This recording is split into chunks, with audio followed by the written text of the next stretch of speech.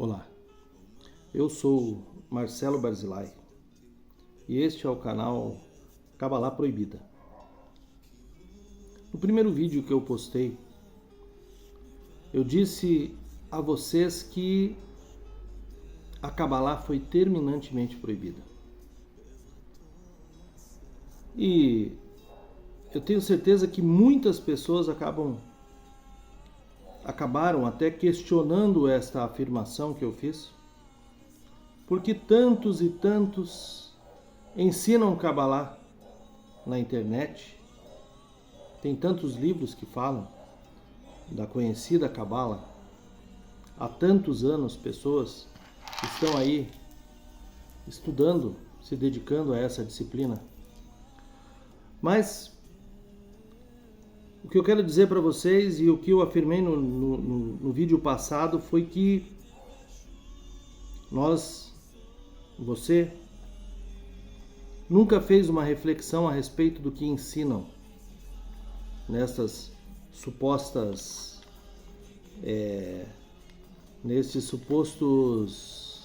cursos da chamada Cabala ou da Cabala e de tantas outras nomenclaturas que dão a essa disciplina. E eu disse para vocês que nesse vídeo, no próximo, que é esse que eu estou fazendo agora, aqui no canal Cabalá Proibida, eu iria mostrar para você e iria provar que a Cabalá foi terminantemente proibida.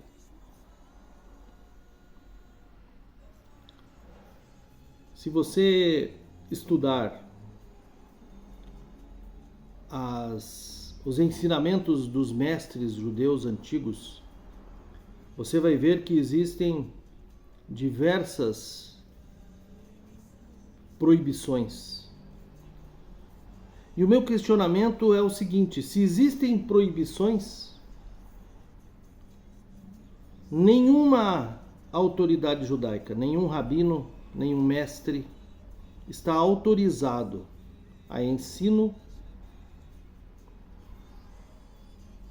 ao estudo, proporcionar o estudo a pessoas que não são do meio e ao ensino principalmente dessa disciplina, principalmente àqueles que não pertencem ao meio judaico.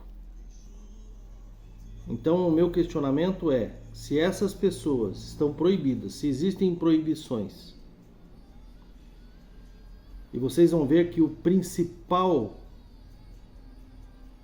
mestre da Cabalá, o rabino mais renomado, mais conceituado, que deixou os maiores ensinamentos de Cabalá para a humanidade, ele é um desses que antes do seu falecimento deixou terminantemente proibida a Cabalá.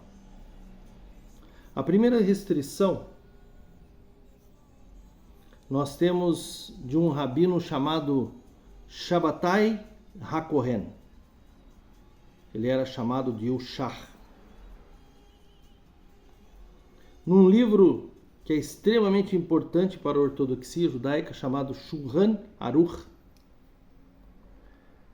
ele deixa uma proibição de que a Cabalá ela possui restrição de idade. Ele deixa, veja bem, uma proibição de que existe uma restrição de idade para o estudo da Cabalá. Esse rabino, o Shabbatai HaKohen, ele diz que a Cabalá só pode ser estudada ou ensinada a partir dos 40 anos de idade. Que a pessoa que não tem 40 anos de idade ainda não tem maturidade suficiente para o estudo da Cabalá. Então ele estabeleceu essa regra de que não se deve estudar a Cabalá antes dos 40 anos. E ele disse o motivo, que para quem é leigo fica muito difícil de entender. Ele disse que essa idade de 40 anos, ela está relacionada ao Pirkei Avot, a um livro chamado Ética dos Pais, na Mishnah judaica, que são os comentários dos sábios antigos. E disse que nesta idade não é possível um alcance da compreensão profunda, aquilo que no judaísmo nós chamamos de Binah. Acredita-se, e esse rabino acredita piamente, que antes dessa idade a pessoa não tem estabilidade emocional e também não tem estabilidade familiar, por não estar casado, por não ter constituído uma família. E ele se baseou no desenvolvimento humano, que é uma das coisas que preocupa também e preocupou os sábios antigos. E eu posso afirmar, porque sou graduado em psicologia, sou especialista em neuropsicologia também. Então, esta instabilidade emocional do ser humano antes dos 40 anos de idade é que o impede de estudar uma disciplina tão poderosa e tão importante. E ele vai dizer, o Rabino Shabbatai HaKohen, que o indivíduo que estudar a Kabbalah antes dos 40 anos, ele corre sérios riscos mentais e espirituais ao lidar com esses conceitos tão abstratos da Kabbalah. A segunda proibição importante, ela vem de uma necessidade de que a Kabbalah precisa ter base no Talmud. E eles vão dizer que é necessário que estude-se o Talmud antes de estudar a Kabbalah, porque é necessário o corpo antes da alma. Como se o Talmud fosse o corpo e a Kabbalah a alma. Então, muitos e muitos sábios dizem que se estudar a Kabbalah sem dominar a lei judaica ou a halahá, e talvez alguns termos aqui, eu gostaria que vocês fossem nos comentários. E quando vocês não têm conhecimento e quando vocês não conseguem entender, perguntem que eu vou responder. Vão nos comentários. E aproveite esse momento agora para dar um like no vídeo. Aproveite esse momento agora para se inscrever no canal Kabbalah Proibida, onde realmente você vai. E eu disse que com a autoridade que me foi concedida eu vou ensinar você. O Rambam Maimônides, num livro chamado Mishneh Torah, as leis dos fundamentos da Torá, ele vai discutir o Pardes, o jardim, ou seja, os segredos da Torá. E ele vai afirmar que ninguém deve passear por esses jardins antes de ter enchido a barriga com carne e vinho. Ele vai definir como conhecimento do que é permitido e proibido, dentro do estudo do Talmud e da Halahá. Então veja, Maimônides é um dos filósofos judeus, dos rabinos mais respeitados. Talvez o mais respeitado sefaradita que exista na história do judaísmo. E se esse rabino proíbe o estudo da Kabbalah, pode ter certeza absoluta que qualquer mestre, qualquer professor, qualquer rabino que esteja vinculado a qualquer instituição, ele vai respeitar. E aí vem o meu questionamento. Se a Kabbalah é proibida, o que é que eles ensinam nos cursos de Kabbalah que tem por aí na internet? Depois do Maimônides, do Rambam, tem um rabino chamado Haim Vital. Ele foi o principal discípulo do Arizal. Arizal foi o rabino mais proeminente, o último que Isaac Luria, que fala de Kabbalah. O último que deixou os maiores ensinamentos. E o Haim Vital, que é o principal discípulo do Isaac Luria, ou seja, o Arizal, reforça que a Kabbalah é a alma da Torá. Mas que não se pode ter uma alma sem um corpo. Então, se você não estuda a Torá, se você não domina os ensinamentos práticos, os ensinamentos judaicos, a prática das leis, você não pode estudar Kabbalah.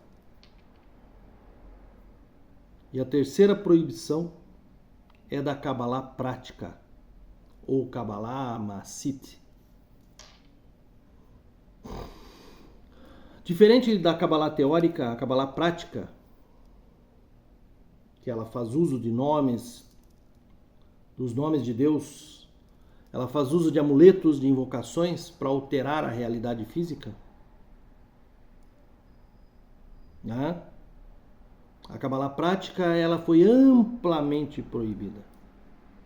O Isaac Luria, o Arizal, esse grande e proeminente rabino cabalista, foi talvez um dos maiores da história. Ele proibiu estritamente a prática da Kabbalah, ou Kabbalah teúrgica, mágica, na nossa era. E o motivo da proibição do Isaac Luria, do rabino Arizal, ele diz que a falta de pureza ritual faz com que a Kabbalah se torne muito perigosa para as pessoas que a praticam por lidar com forças espirituais, sem o nível de santidade, de separação necessário, que poderia causar danos gravíssimos à pessoa que pratica.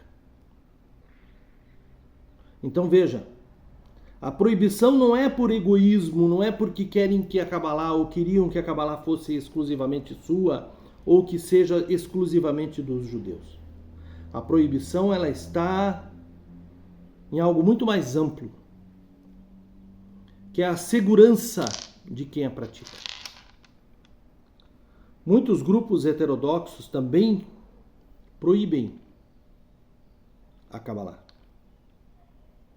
O judaísmo Dordain, do Iêmen, de um rabino chamado Iria Kafir. Esse movimento se baseia no racionalismo de Maimônides e rejeita o Zohar. E também a Kabbalah luriânica, que considera as influências externas como não monoteístas. Ele vai dizer que se afasta do monoteísmo puro. Tudo isso. Então também proíbem os estudos de Kabbalah e qualquer outra menção que se faça a essa disciplina. E aí nós temos, ao longo da história, figuras como o rabino Jacob Emden e o Isaac Ben Sheshet, rabino Rivash, que expressaram as suas preocupações de que o estudo da Kabbalah por pessoas despreparadas pudesse levar ao antropomorfismo ou a heresia, que isso geraria idolatria, faria com que esses sujeitos eles dessem forma física a Deus. Então veja, quantas e quantas proibições, e vocês acham que o que estão ensinando aí é Kabbalah? Eu faço um desafio a você, que duvida daquilo que está sendo dito. Questione. Vai nos comentários e vamos debater esse assunto. Até o próximo vídeo.